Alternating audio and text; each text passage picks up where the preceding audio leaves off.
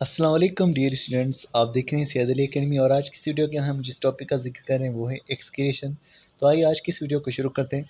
सबसे पहले इस टॉपिक के बारे में बात करें तो लिखा हुआ है metabolism produce a number of toxic by products particularly nitrogen containing compounds. कि जब हमारे अंदर रिएक्शंस हो रहे हैं जिनको मेटाबॉलिज्म कह रहे हैं, ऐसे रिएक्शन जिनमें चीज़ें बनती भी हैं और चीज़ें टूटती भी हैं। तो मेटाबॉलिज्म के दौरान हमारी बॉडी में कई सारी चीज़ें बनती हैं। उनमें से कई सारी चीज़ें जो बन रही हैं उनमें से कुछ हमारे पास टॉक्सिक कंपाउंड्स बन रहे हैं।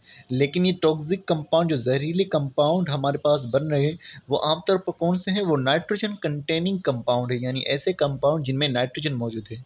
अब अगर वो हमारी बॉडी में पड़े रहेंगे तो नुकसान होगा। तो इसके हवाले से लिखा हुआ है the excretion is the removal of chemical waste from the body which are produced by the metabolic process within the cell.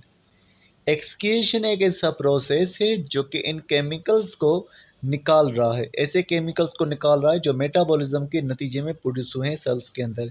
ऐसे केमिकल्स को निकालने का नाम एक्सक्रीशन है। और जैसे कि हमने बात की कि नाइट्रोजिनस कंपाउंड बनेंगे, कौन से बनेंगे? लिखा हुआ है nitrogenous excretory products of animals are ammonia, urea and uric acid. तो अब हम इन सब के बारे में बात करते हैं कि अमोनिया, यूरिया और यूरिक एसिड कौन से जानदारों में और कहाँ प्रोड्यूस होते हैं। तो अब हमारा टॉपिक है relationship between excretory products and habitats.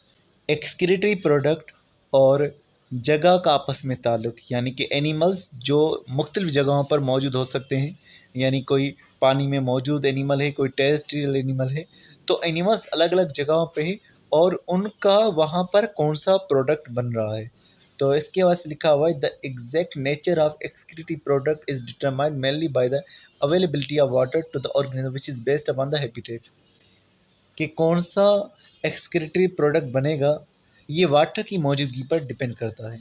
मिसाल के तौर पर अगर कोई एनिमल पानी में मौजूद है जहाँ पर बहुत ज़्यादा वाटर मौजूद है, वो कंडीशन बिल्कुल डिफरेंट है। और एक ऐसा एनिमल जो कि ज़मीन पर मौजूद है तो उसकी कंडीशन डिफरेंट है। तो इस हवाले से लिखा हुआ है the correlation with habitat is ammonia aquatic।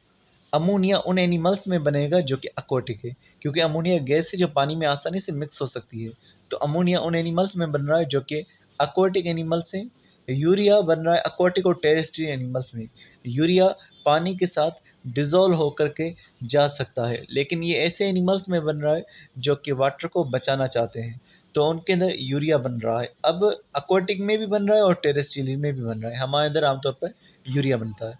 और जिनको बहुत ही ज़्यादा पानी की कमी का सामना होता है तो उनके अंदर लिखा हुआ है यूरिक एसिड बनेगा। यानी टेरेस्ट्रियल एनिमल्स जो बहुत ज़्यादा पानी को बचाना चाहते हैं उनमें टेरेस्ट्रियल एनिमल्स में यूरिक एसिड बनेगा। तो तीन हो गया। जो प्योरली वाटर में मौजूद है उनमें अमोनिया, और कुछ टेरेस्ट्रियल और aquatic एनिमल्स यूरिया भी बना रहे हैं, और जो मुकम्मल तौर पर पानी को रोकना चाहते हैं वो यूरिक एसिड बना रहे हैं। अब इसके बारे में सबसे पहले अमोनिया का जिक्र करें। अमोनिया के हवाले से लिखा हुआ अमोनिया इज़ हाईली टॉक्सिक। बहुत ज़्यादा जहरीली अमोनिया होती है। कौन सी चीज़ अमोनिया को जहरीली बनाती है? इस हवाले से लिखा हुआ है because it tend to raise the pH of the body fluids. हमारी बॉडी के अंदर जो फ्लूइड्स मौजूद हैं अमोनिया के आ जाने की वजह से उनकी पीएच बढ़ सकती है।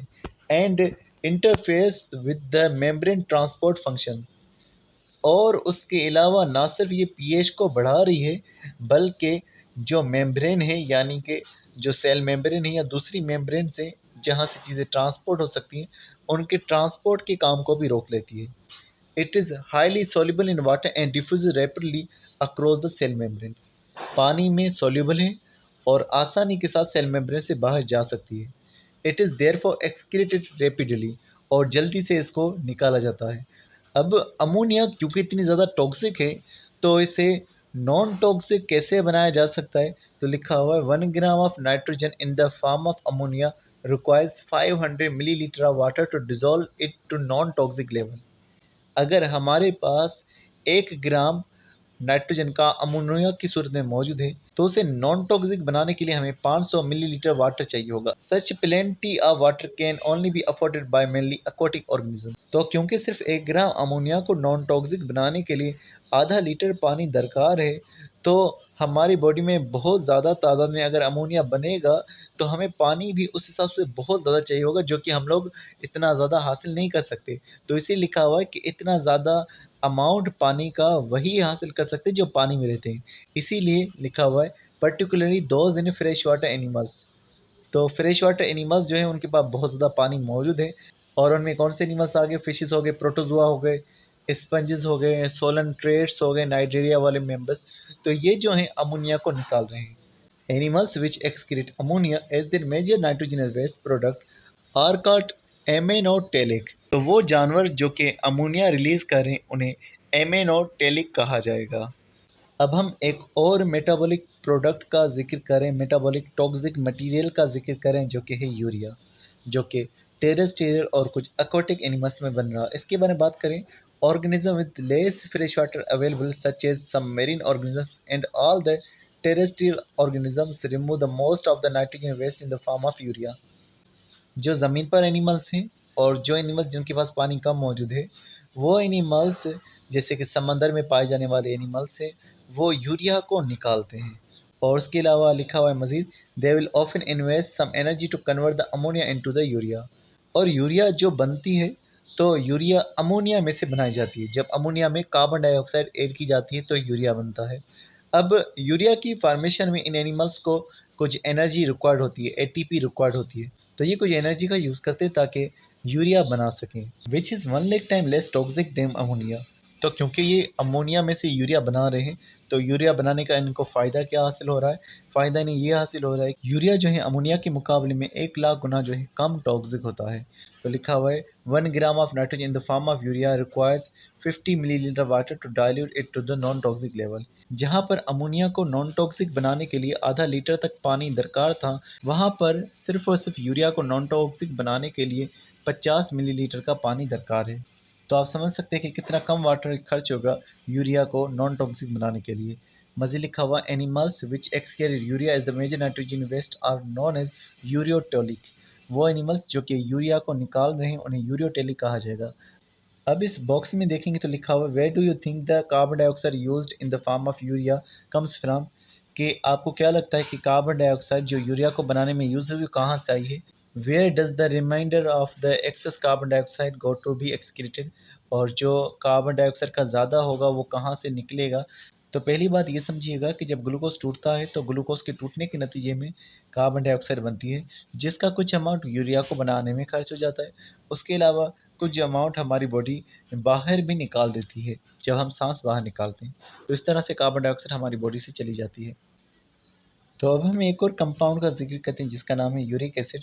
यूरिक एसिड के बारे में बात करें तो लिखा हुआ है, uric acid is a purine even less toxic than urea. पहली बात यहाँ लिखा हुआ है कि यूरिक एसिड एक प्यूरिन है। प्यूरिन कहा जाता है एक ऐसा कंपाउंड जो कि 2 रिंग्स का बना हुआ होता है, और ये प्यूरिन जो होता है ये भी एक नाइट्रोजनस कंपाउंड है, और इस प्यूरिन के ब्रेकडाउन होने से यूरिक एसिड बनता है, और ये यूरिया से भी कम टॉक्सिक होता है। And it participate from solution allowing the 4 nitrogen atom per uric acid molecules to be excrete. और ये यूरिक एसिड का जो मॉलिक्यूल होता है एक सॉल्यूशन में से प्रेसिपिटेट की सूरत में निकलता है। प्रेसिपिटेट का मतलब ये होता है कि ये इनसॉल्युबल फॉर्म के अंदर सॉल्यूशंस में से निकलेगा। तो हर यूरिक एसिड के मॉलिक्यूल के साथ में 4 नाइट्रोजन के एटम्स जो हैं वो भी चले जाते हैं। मज़ीद लिखा हुआ है, 1 gram of nitrogen in the form of uric acid. अगर 1 ग्राम नाइट्रोजन का मौजूद है यूरिक एसिड के साथ में, require just 1 millilitre water for its excretion. सिर्फ से 1 मिलीलीटर जो है वाटर चाहिए होता है अपने निकलने के लिए। It has evolve in 2 groups with major water loss problems. ये उन एनिमल्स में इवॉल्व हुआ है जिन्हें वाटर लॉस की बहुत ज़्यादा प्रॉब्लम होती थी।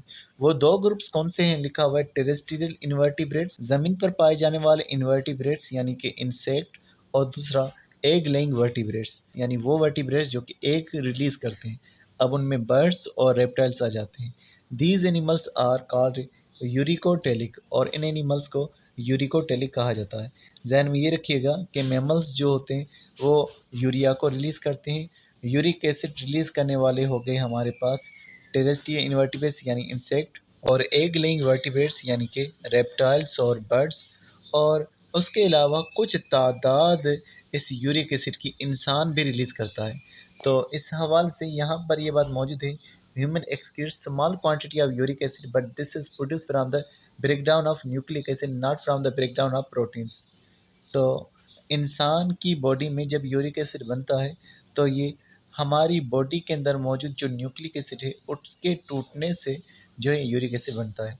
Approximately 1 gram of uric acid excreted in urine per day. और एक अंदाजे के मुताबिक हर रोज़ हमारी बॉडी के अंदर यूरिन के ज़रिए से 1 ग्राम यूरिक एसिड का चला जाता है। तो डियर स्टूडेंट्स, ये हमने इस टॉपिक के बारे में ज़िक्र किया। इंशाल्लाह मिलते हैं नेक्स्ट वीडियो में, तब तक बहुत सारा ख्याल रखिएगा। अस्सलाम वालेकुम।